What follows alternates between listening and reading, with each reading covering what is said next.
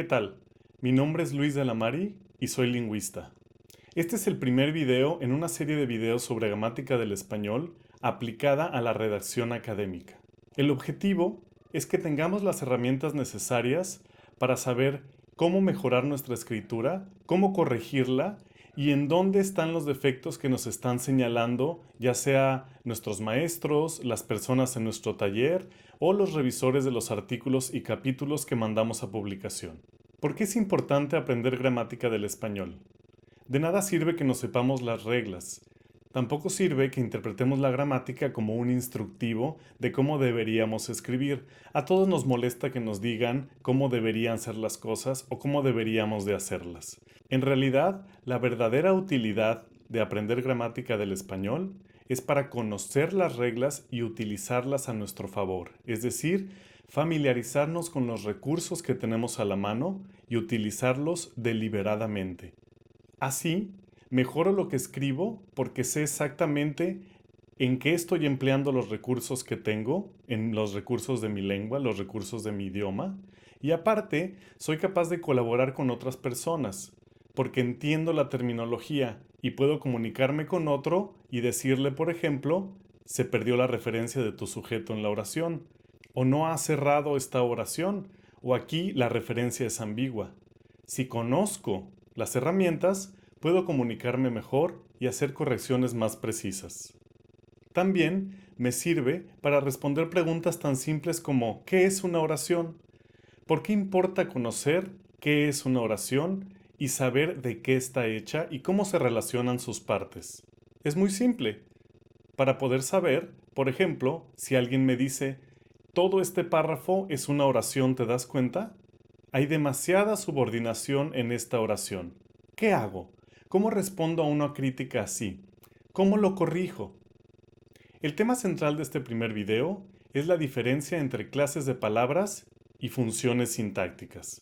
De manera muy simple, las clases de palabras es la forma en la que podemos clasificar las palabras del español de acuerdo a qué significan. Si significan cosas, si tienden a nombrar procesos o propiedades de cosas o procesos, por ejemplo.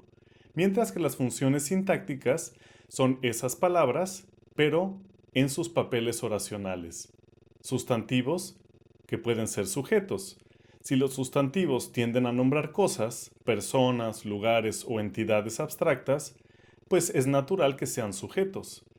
Sin embargo, quiero hacer una aclaración antes que nada. Si buscamos nosotros en un manual como el de la Real Academia de la Lengua o en páginas de internet que hablen sobre gramática del español, vamos a encontrar distintas versiones. En casi todos los casos vamos a poder coincidir que árbol es un sustantivo, que correr es un verbo y que azul es un adjetivo. Sin embargo, como toda clasificación, es artificial. Y las entidades o las cosas que están tratando de ser clasificadas a veces se acomodan bien y a veces no tan bien. Las palabras están todo el tiempo en movimiento, igual que el resto del lenguaje. Entonces, veamos este primer paquete de herramientas que nos ofrece el lenguaje y cómo podemos empezar a utilizarlo.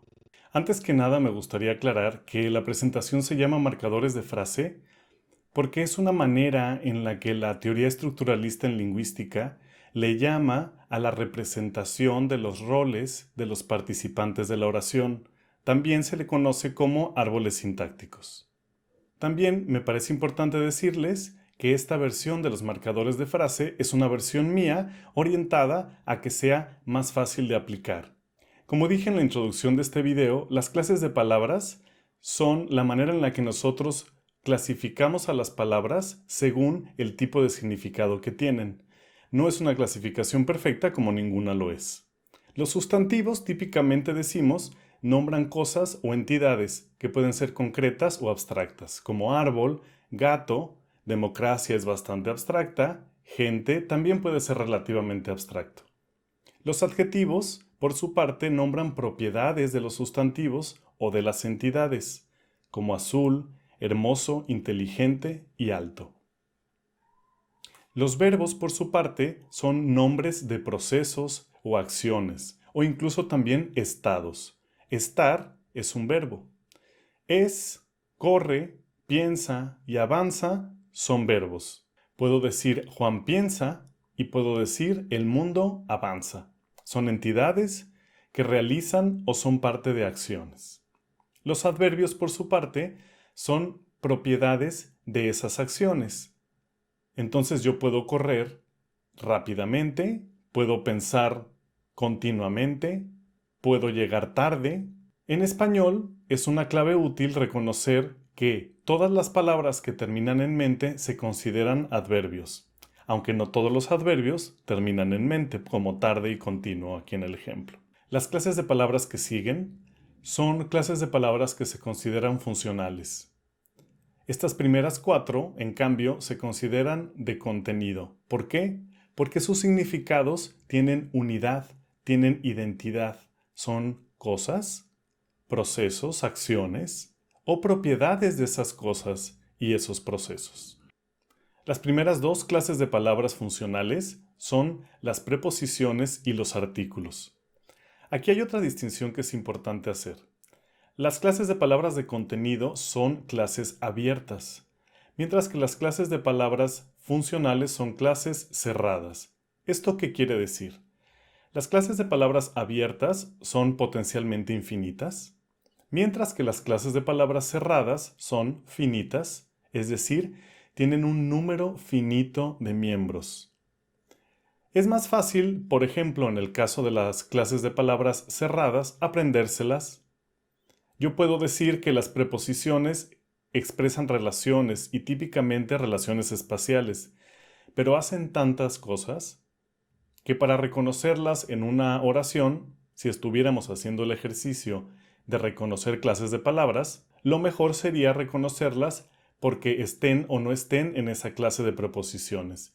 Porque tratar de decidir si están o no expresando una relación espacial es un poco más difícil. Los artículos, por su parte, lo que hacen es determinar a los sustantivos, es decir, los acompañan para definirlos. Si yo digo hombre fue a casa, pues ni siquiera es una oración completa en español realmente. Tengo que decir el hombre fue a casa.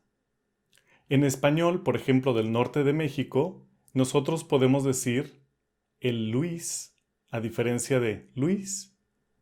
¿Por qué?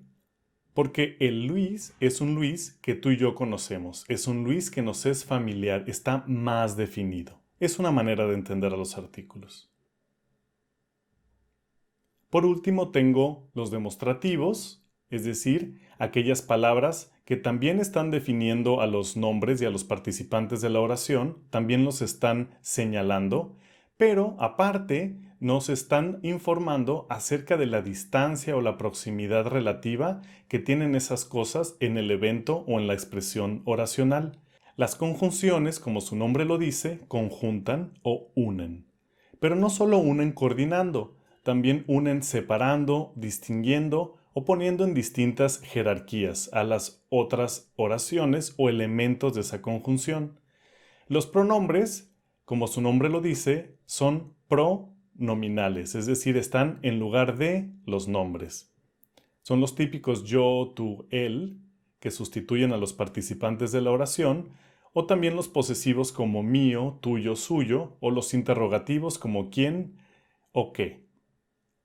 Las funciones sintácticas, como había dicho, se trata de las posiciones que ocupan las palabras dentro de la oración. Una cosa es qué significa una palabra y otra cosa es qué función está llevando a cabo en la oración. Típicamente, las palabras que son sustantivos o que significan personas, cosas, lugares o entidades animadas e inanimadas son los sujetos, porque el sujeto es un participante. Y también son los objetos, porque el objeto también es un participante. Típicamente, las palabras que ocupan el núcleo de la predicación pues son los verbos. Típicamente, las palabras que ocupan el complemento son aquellas que me van a expresar cosas como el tiempo, el lugar y el modo en el que se realiza la acción, distintos datos respecto al evento expresado por la oración. Veamos un ejemplo.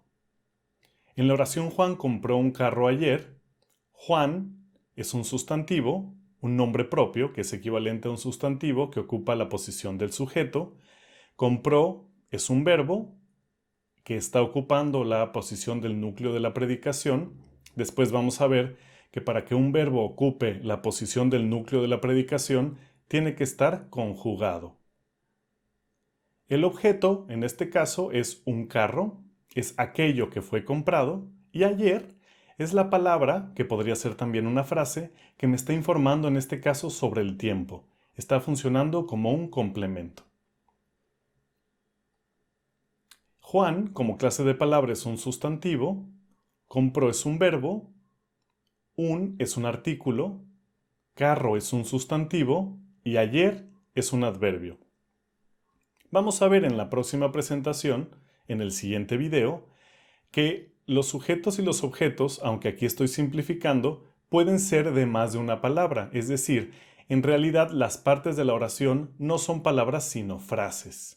En la oración, el hombre barbón compró ilegalmente un carro elegante, tengo el sujeto, quien realiza la acción. Acuérdense de estas preguntas para distinguir a los constituyentes o participantes de la oración. ¿Quién compró ese carro elegante? El hombre. ¿Qué hizo? Lo compró. Núcleo de la predicación. ¿Qué compró? Un carro elegante. Ahora, ¿qué son estas palabras extras que tengo aquí? Barbón, ilegalmente y elegante. No tengo complementos porque ilegalmente, aunque me está hablando de una propiedad del verbo, no me está hablando de la propiedad del evento completo. Esa distinción también la aprenderemos a hacer más adelante, entre adverbios que están modificando al verbo y complementos circunstanciales de tiempo, modo o lugar, etc. En este caso, barbón, por ejemplo, me está hablando sobre una propiedad del hombre, ilegalmente sobre una propiedad del verbo y elegante sobre una propiedad del carro. Estas palabras que me están especificando las propiedades de estas entidades se consideran modificadores. Esta oración entonces no tiene complemento, lo que tiene son estas tres palabras cuya función sintáctica es la de modificador. Como clase de palabra, barbón es un adjetivo, elegante también es un adjetivo, e ilegalmente, como habíamos visto terminado en mente, es un adverbio. De momento tengo estas 5 funciones sintácticas: sujeto, núcleo del predicado, objeto, complemento y modificador. En la oración, el hombre barbón compró ilegalmente un carro elegante, tengo 2 palabras de las que no habíamos hablado: el y un. Como clase de palabra ya dijimos que se trata de artículos, pero ¿cuál es la función sintáctica de los artículos? Esta pregunta es muy interesante. Sé que son artículos, pero ¿qué están haciendo dentro de la oración? ¿Con qué están contribuyendo a la oración? La función sintáctica de los artículos y los demostrativos es la de determinante, es decir, especificar o definir a las entidades. Tengo entonces estas 6 funciones sintácticas: sujeto, núcleo del predicado, objeto, complemento, modificador y determinante. El que realiza la acción realizada o el núcleo de la acción realizada, porque en todo evento también tengo elementos como el objeto, quien la recibe, la sufre o es resultante de la acción, los participantes, el tiempo, el lugar, es decir, toda la oración es el evento. Pero el núcleo, la acción que esencialmente se realiza, es responsabilidad del núcleo del predicado. Esto es todo por lo que respecta a la distinción entre clases de palabras y funciones sintácticas.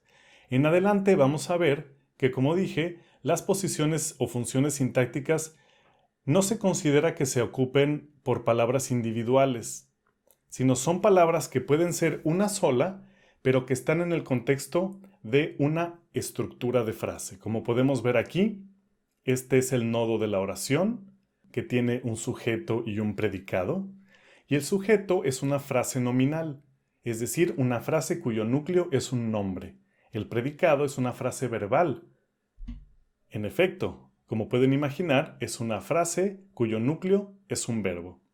Y así el resto de la estructura del árbol, que va a ser una herramienta fundamental con la que vamos a poder explicar todo lo que está contenido en un texto, cómo se relacionan esas partes, por qué están relacionadas así, cómo simplificarlas, por qué mandar, por ejemplo, cierta información de una oración a otra y no tratar de cargar una misma oración con demasiadas cosas.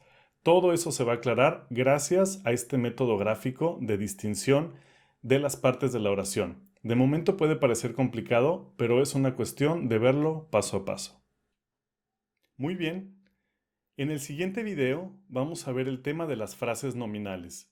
Hemos dicho que los sujetos y los objetos pueden ser ocupados por sustantivos, pero en realidad los sustantivos no siempre pueden estar solos o no siempre conviene que estén solos.